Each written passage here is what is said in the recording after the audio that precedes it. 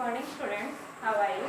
आज हम कक्षा 12वीं की पहली कविता, इसका नाम है आत्म परिचय, दिन जल्दी जल्दी ढलता है, उसके प्रश्नोत्तर करेंगे। इससे पहले वाली कक्षा में हम पहले 5 प्रश्नोत्तर कर चुके हैं।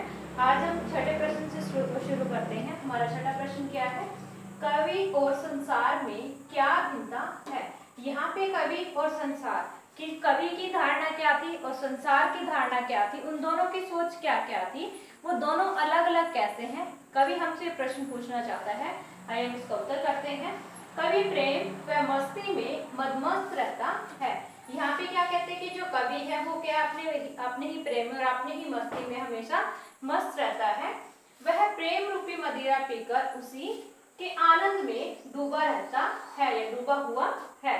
यहाँ पे वो कहते हैं कि जो प्रेम रूपी मदिरा, जो प्रेम रूपी शराब थी, वह उसको पीकर अपनी ही मस्ती में हमेशा डूबा रहता था, खोया रहता था। वह चारों तरफ प्रेम, मस्ती, आनंद एवं सौंदर्य का वातावरण फैलाना चाहता है। कवि क्या है? हर तरफ क्या है? प्रेम का, मस्ती का, आनंद का और सौंदर्य का क्या है? हर तरफ वातावरण फैलाना चाहता है। जबकि यह संसार परस्पर ईर्ष्या, द्वेष, अहम की भावनाओं में डूबा रहता है। अब कवि क्या कहता है कि जो संसार है वो हमेशा दूसरों से क्या करता है? ईर्ष्या करता है, द्वेष करता है, वो दूसरों से हमेशा जलता रहता है और अपनी जो अहम की भावना है, जो उनके अंदर जो अहंकार है, हमेशा क्या है? उसमें डूबा रहता है। इसे किसी के प्रेम व आनंद से कोई मतलब नहीं है कि हमारा जो संसार है उसे ना तो किसी के प्रेम से मतलब है, ना ही उसकी किसी की खुशी से मतलब है। वो क्या अपनी ही मस्ती में हमेशा डूबा रहता है, अपने ही मतलब में हमेशा वो लीन रहता है। यह तो प्रेम की मस्ती को भी व्यर्थ समझता है कि जो संसार है वो क्या करता है? जो प्रेम की जो मस्ती है, प्रेम का जो आनंद है, उसको भी हमेशा क्या है? बेकार समझता है, व्यर्थ समझता है। यह सदैव दूसरों की कोमल भावनाओं से खिलवाड़ करता है और उनका मजाक उड़ाता है। कि जो संसार है वो क्या करता है? जो दूसरे लोग हैं उनकी जो भावनाएं होती है उनका हमेशा क्या है? उनको व्यर्थ समझते हैं, उनका मजाक उड़ाते हैं। उसके बाद वो हमारा क्वेश्चन क्या है? 7वां, कभी संसार में किस चीज से प्रभावित नहीं होता। यहाँ पे आपको क्या पूछना चाहते हैं कि जो कवि है वो जो संसार में जो चीजें हैं, कौन कौन सी चीजें ऐसे जिनसे कवि के ऊपर कोई भी प्रभाव नहीं पड़ता या कवि उनसे प्रभावित नहीं होता। आइए हम इसका उत्तर करते हैं। कवि पृथ्वी पर व्याप्त धन, ऐश्वर्य तथा शानो शौकत से तनिक भी प्रभावित नहीं होता। कि हमारी जो पृथ्वी है, हमारा जो संसार है, उसमें जो क्या है? धन ऐश्वर्य के लोगों के पास क्या है? धन है। शानो शौकत जो भी ऐशो आराम है, उनसे क्या है? कभी बिल्कुल भी प्रभावित नहीं होता, उसके ऊपर बिल्कुल भी प्रभाव नहीं पड़ता। ऐसे शानो शौकत को वह पग पग पर ठुकराता चलता है। कि जो शानो शौकत है, जो दिखावा है, उसको कभी क्या करता है? हर कदम पर ठुकराकर चलता रहता है।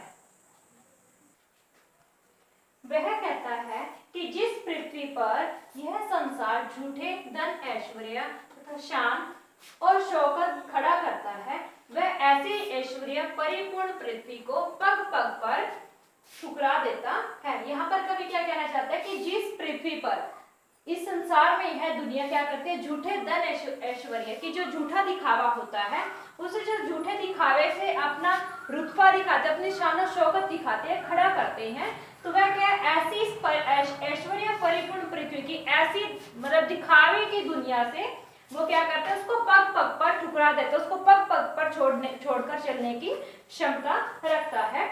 यह धन वैभव कवि को तनिक भी विचलित नहीं कर सकता। आगे वो क्या कहते हैं कि यह धन और जो धन वैभव है, जो शान और शौकत है, ऐसे शान और शौकत, ऐसा धन वैभव कवि को क्या है? बिल्कुल भी प्रभावित नहीं करता है, बिल्कुल भी उसको विचलित नहीं करता। उसके बाद हमारा है 8वां प्रश्न। कवि ने कविता में समय के बारे में क्या बताया है। अब यहाँ पे क्या था? हमने पढ़ा था जब दिन जल्दी जल्दी ढलता में कवि के समय के बारे में उसने हमसे क्या बताया, कवि हमसे पूछना चाहता है। आइए हम इसका उत्तर करते हैं।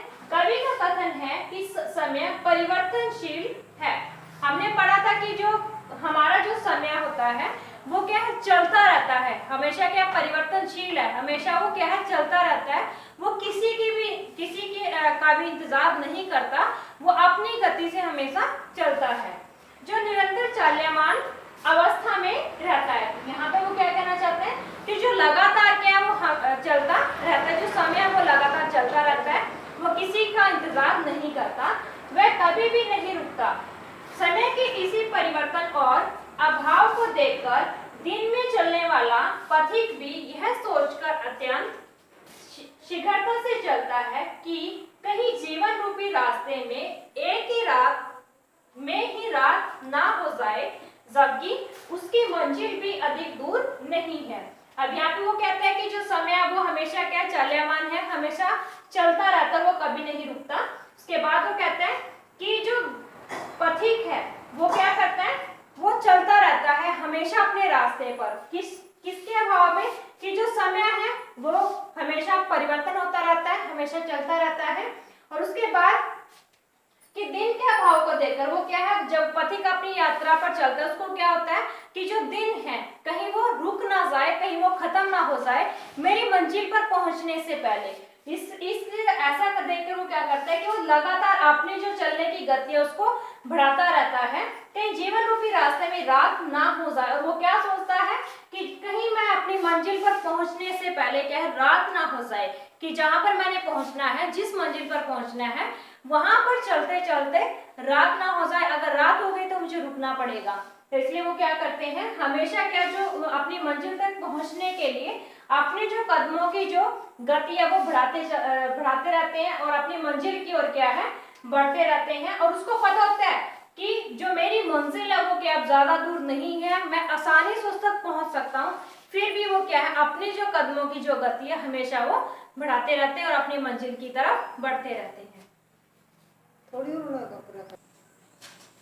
आगे हमारा 9वां प्रश्न है, कौन सा ध्यान चिड़ियों के पंखों में ना जाने कितनी चंचलता भर देती है। यहाँ पे वो क्या कहना चाहता है कि ऐसा कौन सा ध्यान है, ऐसी क्या चीज है जो चिड़िया की याद आने पर उसके पंखों में चंचलता भर देता है, उसके पंखों में क्या है, जो स्फूर्ति है, जो तेजी है वो भर देता है। आइए इसको उत्तर करते हैं। चिड़ियों के पंखों में यह ध्यान चंचलता उत्पन्न करता है कि संध्या के समय घोंसलों में उनके बच्चे उनके आने की प्रतीक्षा करते हुए घोंसलों से झांक रहे होंगे। यहाँ पे क्या कहते हैं कि जब चिड़िया अपने बच्चों के लिए दाना लेने के लिए बाहर गई होती है, तो उसके बाद वो क्या करते हैं, जब उसको याद आता है कि हाँ शाम होने को है, दिन ढलने को है और क्या जो मेरे बच्चे हैं वो घोंसले में मेरा इंतजार कर रहे हैं, तो उस समय क्या होता है कि संध्या के समय घोंसलों में उनके बच्चे उनके आने की प्रतीक्षा कर रहे हैं कि जब शाम हो जाती है कि चिड़िया को याद आता है कि कहीं ना कहीं क्या है, जो मेरे बच्चे वो घोंसले में अकेले हैं और वो क्या मेरे आने का इंतजार, मेरी आने की जो प्रतीक्षा वो कर रहे हैं। उसके बाद वो क्या कहते हैं कि घोंसलों से झांक रहे होंगे, कि वो मेरे इंतजार में, मेरी प्रतीक्षा में क्या करोगे, अपने घोंसलों से वो मुझे बाहर झांक झांक कर देख रहे होंगे। इससे उनके पंखों में वात्सल्य भाव के कारण अत्यधिक स्फूर्ति आ जाती है। इसके बाद वो क्या कहते हैं कि जब उसको याद आता है कि उसके जो बच्चे हैं उसकी प्रतीक्षा कर रहे होंगे, तो उसके पंखों में क्या वात्सल्य भाव, वात्सल्य भाव क्या होता है, जो माँ बाप अपने बच्चों से जो प्यार करते हैं, माँ और बच्चे के बीच का जो प्यार होता है उसको वात्सल्य भाव कहते हैं, वात्सल्य प्रेम कहते हैं। तो क्या करते हैं, जब उसको याद आता है कि हाँ मेरे बच्चे मेरी प्रतीक्षा कर रहे हैं, तो वो याद उसके क्या करते हैं, जो उसके पंख होते हैं उसमें क्या करते हैं, वो अत्यधिक स्फूर्ति आ जाती है कि उसके पंखों में क्या बहुत ज्यादा तेजी आ जाती है, वो बहुत ज्यादा तेजी से उड़ना शुरू कर देती है और वे शीघ्र अतिशीघ्र अपने घोंसलों तक पहुंचना चाहते हैं। कि जो चिड़िया है वो बहुत ज्यादा जल्दी, शीघ्र अतिशीघ्र की शीघ्रता से बहुत तेजी से वो क्या करना चाहती है, अपने घोंसलों तक पहुंचना चाहती है, ताकि वो शाम होने से पहले, रात होने से पहले अपने घोंसले में पहुंच सके। आगे हम करते हैं अपना 10वां प्रश्न।